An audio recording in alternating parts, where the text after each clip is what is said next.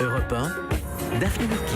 10h41, mais oui, vous écoutez Bonjour la France, c'est le 10-12 d'Europe 1, avec Bertrand Chameroy qui fait sa revue de presse quotidienne, des revues de presse des quotidiens régionaux, c'est important. Hein. C'est Bonjour la France. Ce sont les What de France, de Bien Bertrand sûr. Chameroy. Ça, c'est typique.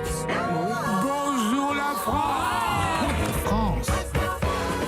Alors Bertrand, vous nous livrez chaque jour vos infos complètement dingues. Dans quel coin vous nous emmenez ce matin ? Ils nous viennent de la commune de Tria, dans les Pyrénées-Orientales, la famille Martignol, avec Romain, France et Alice. Cette famille est devenue, le week-end dernier, une famille en or.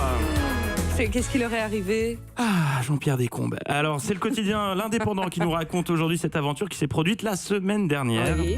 En bon père de famille qu'il est, Romain décide d'offrir à sa femme et sa fille de 4 ans une virée dans le charmant village de Fenouillède. Oui. Et pour que personne ne vienne troubler sa quiétude, c'est sans téléphone portable que la famille se balade dans les ruelles. Super. Après leur promenade, les Martignols ont prévu de déguster des crêpes maison. Ah, le secret d'un week-end réussi. Mais avant, sur les coups de 16h30, le père décide de faire un rapide crochet par la mairie qu'il emploie afin d'y récupérer quelques documents. Depuis l'été dernier, l'hôtel de ville, jouit de tout le confort moderne et agréable puisqu'il est équipé d'un ascenseur.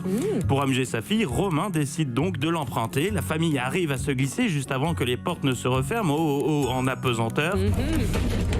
Mais alors que notre trio appuie sur le bouton de l'ascenseur, la machine est stoppée net. Aïe. C'est le bug. Ouais. Les voilà partis pour une longue attente, très longue. Impossible de faire redémarrer l'engin ou de s'en échapper.